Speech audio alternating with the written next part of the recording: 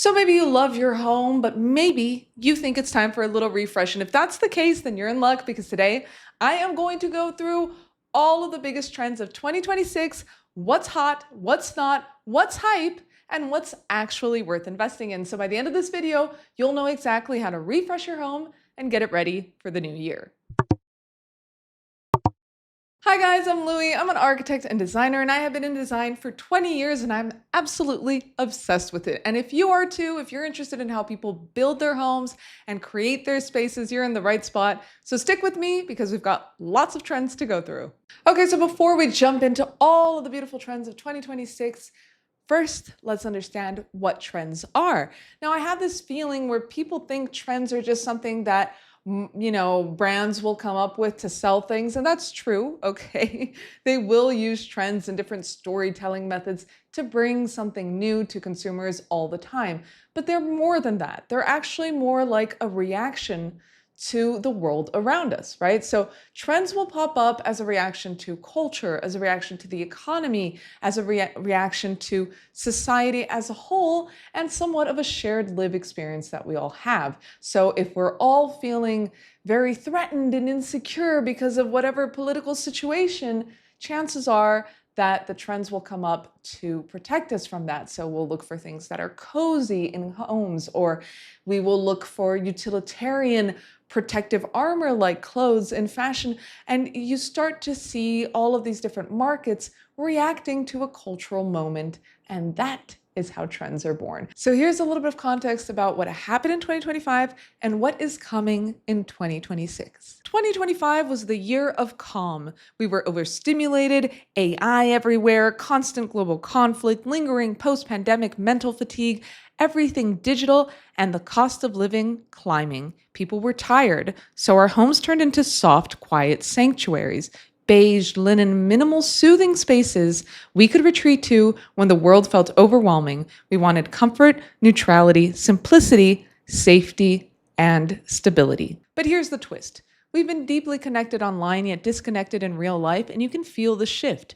As we move into 2026, we're craving something deeper. Still comfort, but with emotion, warmth, and soul. More personality, fewer copy and paste Instagram rooms, craft, texture, and that lived-in human touch. Tech that supports life quietly instead of taking center stage. Spaces filled with meaning, things you collected and cared for, not just bought in one click.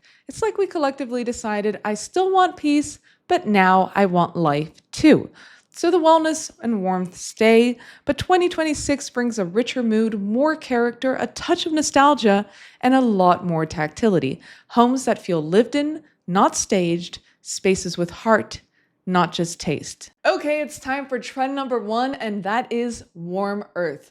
2026 is saying adieu to all the cool grays, stark whites, and black and white contrasts, and we want something more. We want layers, we want warmth, and we want that grounded, earthy, natural feeling that brings us back to something comfortable and familiar. So why is this happening now? Well, I guess it's because we've been so connected digitally. Our lives are happening so much online, and we have so much contact with technology on our day to day. I mean, we live on our phones, we work on our computers, we're having all these back and neck pains because everything around us has been leading us into more tech. And tech is kind of cold, tech is artificial, tech is something man-made. So what is the reaction to that? Well, we're seeking out the earth again. In this world where everything is just a bit too intense, and when there is so much stress, we want to feel embraced, and nature is starting to feel like home. You can start by swapping your textiles. That means replacing gray throws, pillows, or bedding with warm linens and textured fabrics. You can also try layering tactile fabrics. So mix knits with linens or jacquards. Different weights and patterns help bring visual interest. You can also try mixing tone-on-tone textures for depth. So mushroom with sand and caramel. And listen, I still love a crisp white cotton bed, and I'm not changing it anytime soon. Some classics stay, so don't feel like you have to change everything. Another thing you can do is to introduce organic feeling materials. So if you have gray washed oak or cold woods, introduce accents in walnut or natural oak. And you can also bring in stone or travertine side tables or bowls. And when choosing wood decor or furniture, prioritize a visible grain so that you can really bring out that natural feel. And consider real stone accents over printed faux marble. We've gotten really good at artificial prints, guys, but if you can, invest in the real thing. Also, you can update your walls slowly, so you don't need to repaint everything. If your home is bright white, then just soften it with chalky warm whites. And if you want to add warmth, try oatmeal, honey beige, or caramel tones. And finally, style with earthy and tactile accents. So you can swap black hardware for aged brass, display stone bowls, handmade pottery, ceramic lamps, and also try prioritizing books or sentimental objects instead of traditional decor pieces. Okay, time for the verdict. Is it hot? Is it not? And before we decide, let's check in with Paris. That's hot. That's hot. That's really It's hot, guys. It is so hot. And here's why. When it comes to looking for something timeless, nature is the reference we all have. Nature is the best creator. It is the most creative of us all. And it precedes us by millions of years. And the reason that's important is because, well, it's familiar to us. We're used to it. It's habitual. It's something we're used to seeing and feeling and living. So if you want to do something timeless to your home, because we don't all have the budget to repaint walls all the time, this is the way to go. Follow nature, and warm colors layered into our spaces is something that you can definitely invest in without fear of it just going out of style quickly. All right, time for trend number 2, and that is curves in the human form. And here is why.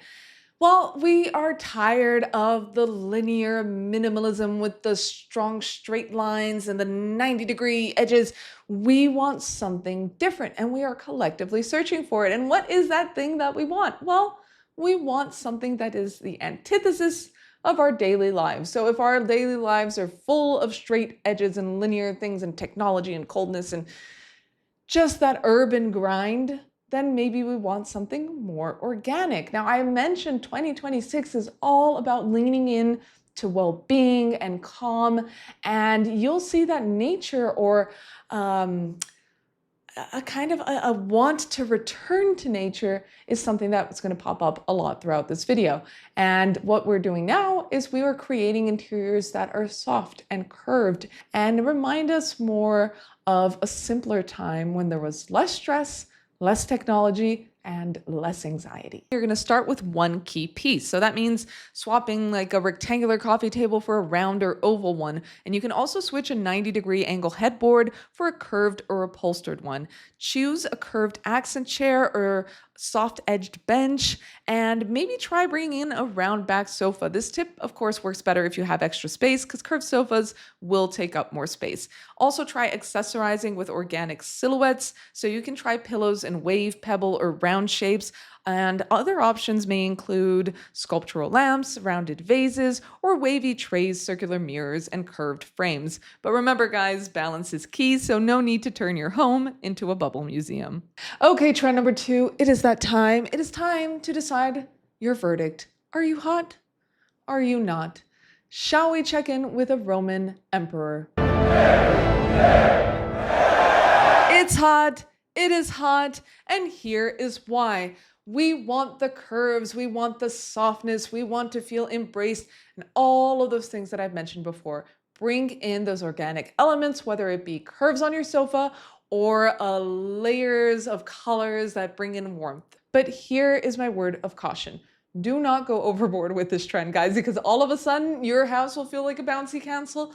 And if you look around and it looks like you can just bounce off everything, you have gone too far. So you're gonna pull back, we're gonna tone it down, and we're gonna mix it up because it's all about the mix and the balance, because it is that delightful little tension that makes interior design just so interesting. So what are we gonna do? We're gonna bring in the curves, but we're gonna balance them out with straight lines. So if you have like a lovely linear dining table, you're gonna use some curved chairs because that contrast will make the curves pop. So I hope that you guys are starting to understand the contrast is what makes it interesting. And if everything is curves, they don't stand out. But if you know where to place them correctly, all of a sudden they shine. Okay, we're stepping into trend number 3, and that is modern Tuscan. Now this one has been all over TikTok along with that Ralph Lauren Christmas thing. And guys, I don't usually weigh in on TikTok trends, but I'm gonna give my 2 cents on this one.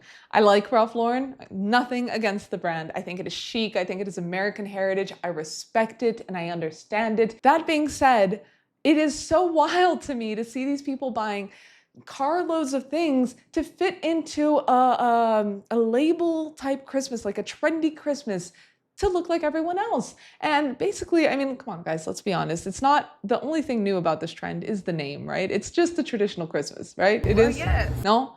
I think it's just a traditional Christmas.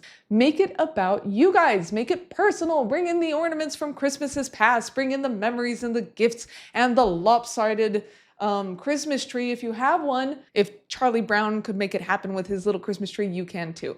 Now, moving on to modern Tuscan. This one has also been all over social media, and I think it's because it has a very interesting aesthetic. It photographs well. It is all about that Italian La Vita Bella and the plastered walls and the arched windows and arched passages and all of that Italian loveliness that, comes with time and tradition and heritage. And we now want it, but we want it refreshed. We want a contemporary version. So that means cleaner, lighter, a lot less ornate. And that is why it is so popular right now. So let's see how it can go into your homes. We're going to start by curating a sun-baked neutral palette, which means swapping bold or cold tones for cream, chalky white, taupe, cashmere beige, and bring in terracotta accents like subtle touches without overpowering. Think Tuscany at 5 p.m. lighting, soft, warm, inviting, that perfect light for photography. You know exactly which one I'm talking about. The other thing you can do is start layering natural materials. So instead of shiny finishes or cold marble imitations, you're going to try bringing in honed stone countertops or stone trays, warm oak or walnut woods, linen curtains, cotton throws, wool rugs, and you can also try terracotta vases or pots. That is just so very Tuscany. And when you go for terracotta, go matte and not glossy. And remember, ceramic dinnerware with hand glazed texture is like the cherry on top. Also, you're going to simplify the shapes. So that means you're going to keep the curves, but you're going to edit the ornaments. So you want rounded furniture edges, minimal profile armchairs, capsule-shaped mirrors, clean archways, but avoid the extra moldings. And that way you get that new, refreshed, modern Tuscan feeling. You should also embrace open flowing layouts, so even if you have separate rooms, break up visual barriers with neutral continuous flooring, consistent wall tones, matching natural textiles, or one tonal palette for the whole space. And also don't forget about warm, soft lighting, so swap the blue-white LEDs or your hyper-modern fixtures for simplified wrought iron lighting, ceramic or textured linen lampshades, candlelight moments, and just basically that golden glow. All right, guys, time for the verdict. Is modern Tuscan hot or is modern Tuscan not?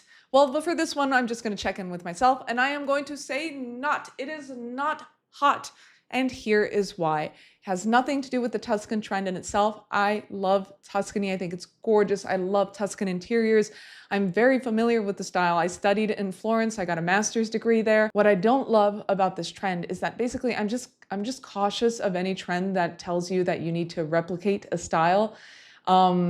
It feels a little artificial to me, right? It's almost like taking a wild animal out of its wildlife. You're going to take Tuscany and you're going to take it out of Tuscany and bring it to Florida. And then all of a sudden it makes no sense anymore. Because here's the thing, guys, you can go full-blown Tuscan in your home, but it's going to look like set design. It's not going to look authentic. It's not going to look natural.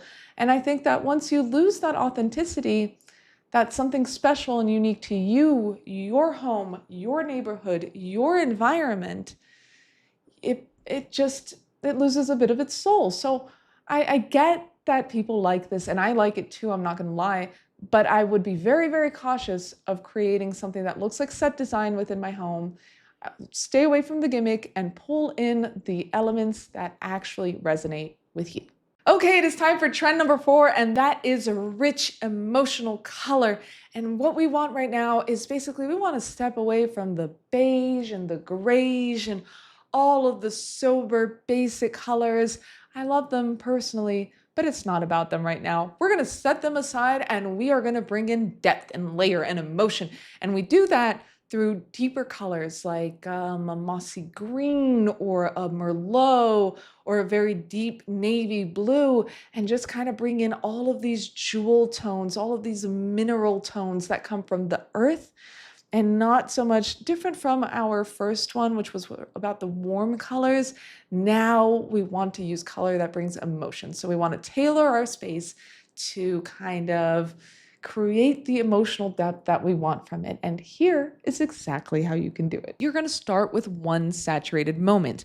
Don't overwhelm yourself, anchor one zone. And that could be a dramatic dining nook in clay red, for example, or a bedroom in warm moss so that it feels cozy, even a library corner in deep navy, and of course, bonus points for those of you who can match the tones across walls, lampshades, art, or throw pillows, and just kind of layer the colors in. And also try upgrading your textiles. So instead of flat beige throws, you're going to experiment with merlot or velvet pillows, ochre or charcoal wool blankets, mossy mohair accents, patterned rugs, and earthy jewel tones.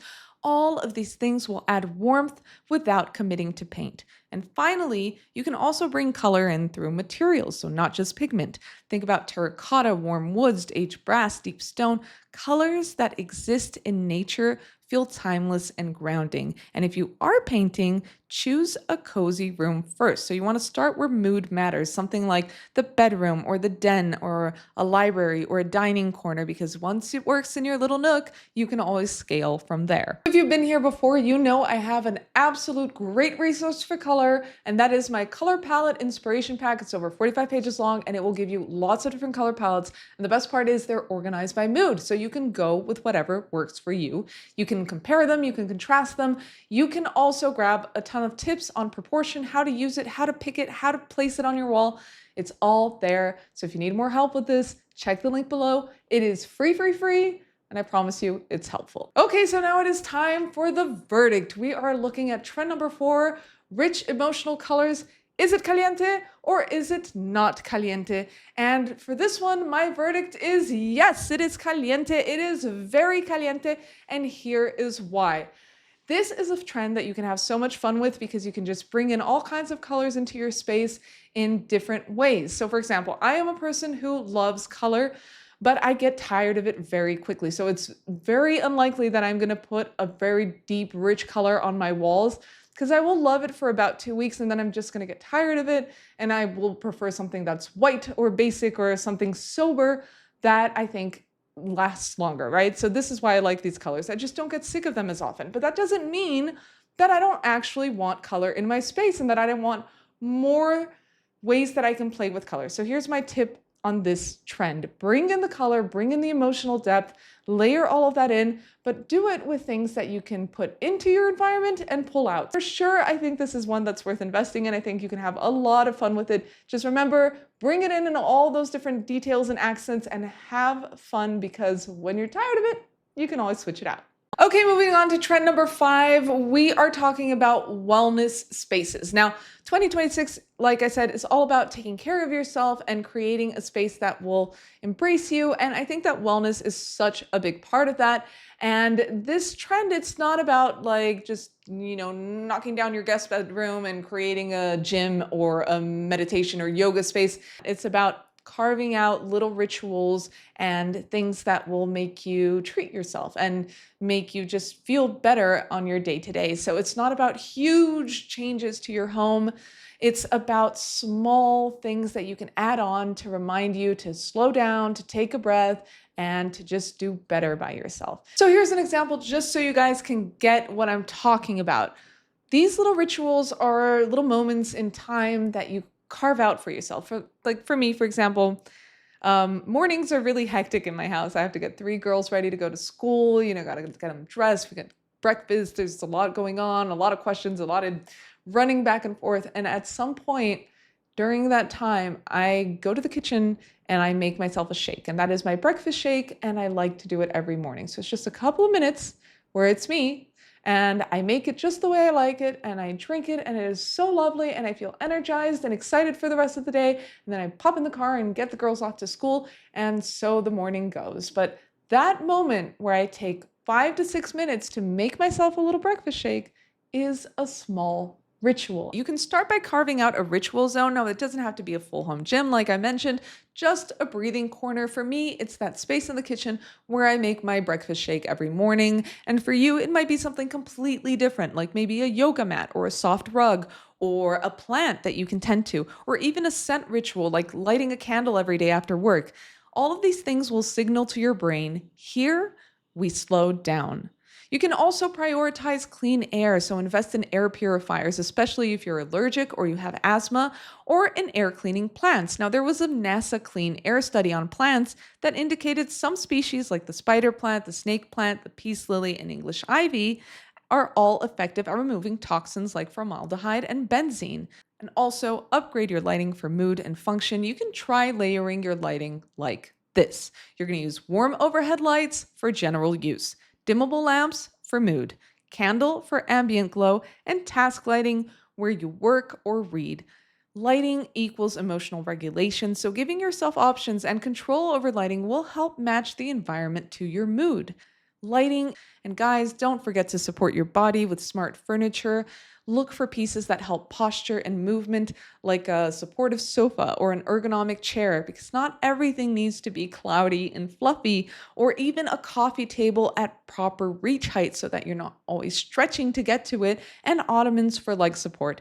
Comfort and function need to work alongside aesthetics for wellness spaces. Okay, guys, it is time for the verdict. Let us ask ourselves, is it hot or is it not? And it is hot. It is very hot, and here is why. It is more than a trend, it is a macro trend.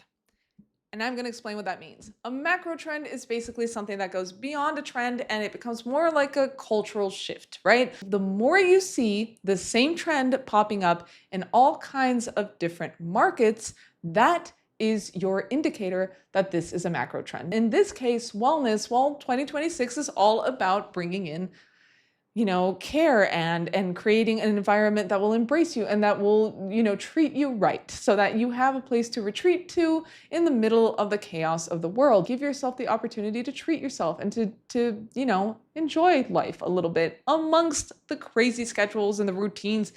Just a couple of seconds for wellness. Now we're moving on to trend number 6, and that is smart design and invisible tech. So what is happening with this in our homes?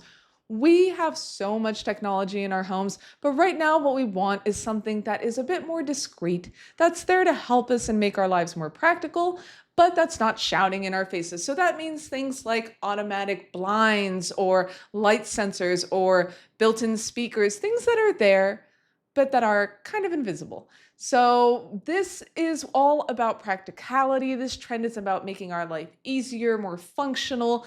And what we want from technology now is that it be more discreet and demure and mindful. First, let's have a look at what we're leaving behind when it comes to tech in our homes. And that's things like blinking routers, tangled wires, screens and devices on every surface, flashy gadgets that feel futuristic but mostly gather dust.